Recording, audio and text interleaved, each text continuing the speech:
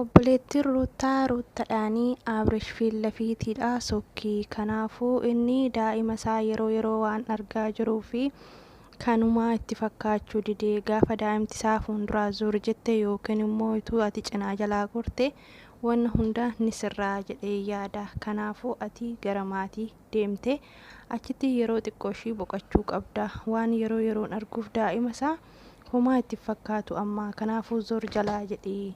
Namni kamiyyuu daa'ima isaatirraa fagaatee obsa waan hin qabneef ofiin si barbaaduu dhufa, ofiin daa'ima isaa barbaaduu dhufa. Ati immoo kana raawwachuu qabda jetteen jechuudha. Annaa nagaa isiniif haa ta'u obboloota koo, nageenyi araarri waaqayyoo lafaaf iddoo jirtanitti isiniif haa ta'u. Anis obboleettiin keessaa lafaaf iddoon jirutti nagaa fayyaa kooti. Innaa viidiyoo kanammoo laayik, sabiskiraayib, sheer gochuun hin irraanfatina. እና akkuma argitanii obboleettiin Ruuttaa Ilduun kan dhufte jechuudha. Hin deebine asuma jirti. Annaa kaleessaa Abreeshiin argeen jira. Wanta jiru kamiyyuu itti haasa'ee jira.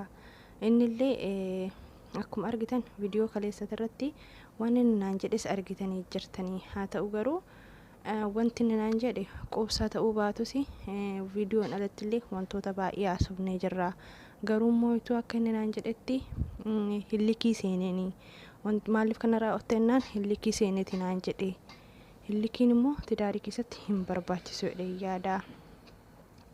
Maaliif hillikii seenuu qabu?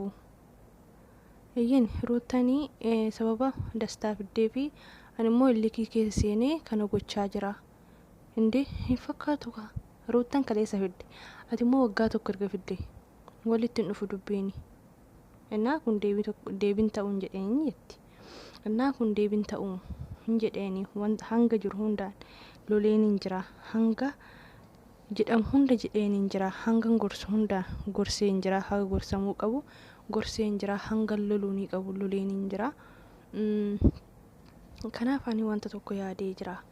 Namni kamiyyuu gaafa ilmoon isaa bira jirtu yookiin immoo guyyaa guyyaan argu guyyaa guyyaan akka barbaade wajjin ta'u homaa itti fakkaachuu baachuu danda'a. Garuu immoo gaafa namni sun yookaan daa'imni sun irraa siixee immoo wanni hunduu itti dhaga'ama jedhee yaada. Kanaafuu Ruuttaa nan gorsaa nan jedhaanii yoo naaf dhageesse gara maatii fuudhee deema.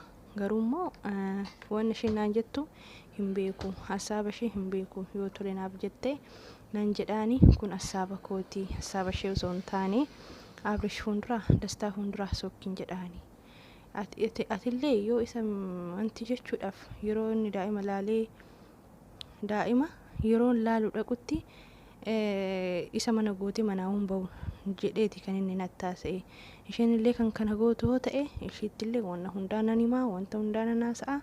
Wanni isheen naan jettullee walumaan laalla jettee anna Ruutishaan hin dhufte jechuudha.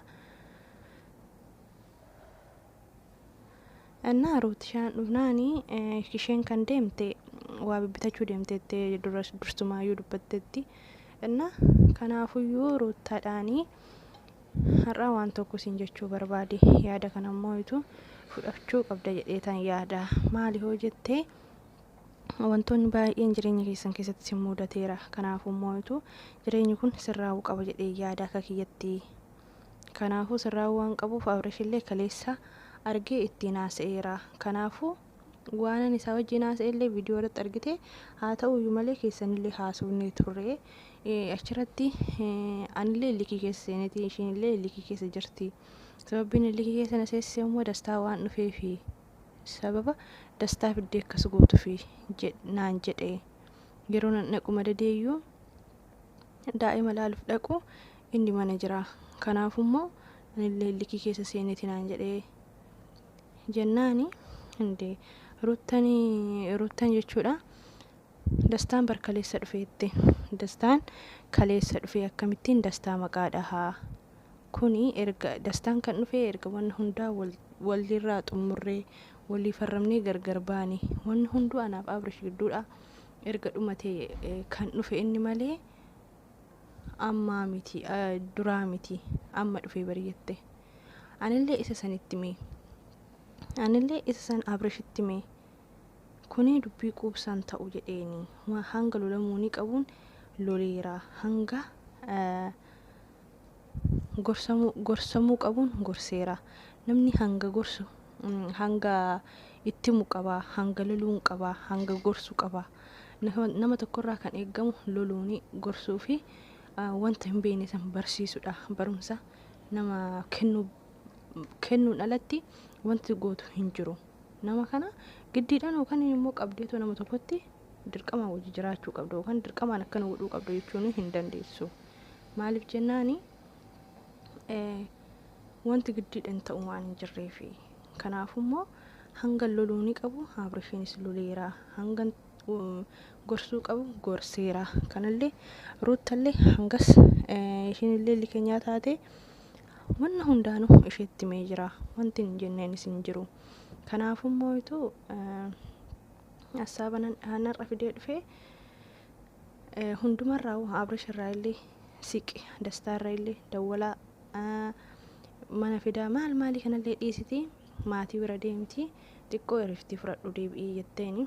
Gaafa sanii Abrish gaafa daa'ima yaade ofiinuu si barbaada, daa'ima isaa barbaada, karaatti deebi'aa jetteen. Eenyumtuuyyuu gaafa daa'ima isaa bira jirtu homaatti fakkaachuu baachuu danda'a. Garummoo itu eenyumtuu daa'ima gaafa argate daa'imti isaa akka barbaadde haa taatu jireenya biraa hin hojjetu hin yaalu. Kanaafuu ati daa'ima fuutee jalaa sokkuu qabda. Inni gaafa daa'ima ofii yaade ofiin karaatti deebi'aa jetteeni. Anna Abrish Ruuttanii aaninni karaatti deebi'aa yookaan immoo inni karaatti deebi'a jedhee wantan godhullee hin jiru. Sun zabatiidha jette. Achirraani kan namni dhufe meeshaa fideefi jechuudha. Meeshaa san guuruu deemnaan kan Ruuttan akkana jettee jirti. Kana caalatti wantan godhullee nan qaba jedhee yaadu akkatti isheen naa fudhattu hin beeku diddee jirti deemsalleeni. Ani yoomiyyuu isaan akka gargar bahan hin barbaadu. Garummoo hilli keenyaa ta'aniiti. Tidaarii keessatti immoo hilli keenya hin barbaachisu. Tokko ibidda ta'e tokko bishaan ta'uu qaba malee hunduu wal qabee kamtu kam araarsaa. Tokko bishaan ta'e tokko yoo ibidda ta'e wayyaa jettee anna akkana fakkaata. Hundumaafuyyuu buna daffisaa jennaani Ruuttishaan natu daffisa jettee jumaanii giddumaan Ruuttishaan nan daffisa jettee biraa deemte. Inna akkas fakkaataa jechuudha viidiyoon. Akkas fakkaata. Waa'ee daa'imaatillee iddoodhaan kaasan daa'ima kaleessa eenyu biinii fi wantiin itti massan jechuudha. Kaleeban. Sijjamar daa'imti haadha bira taa'uu qabdi.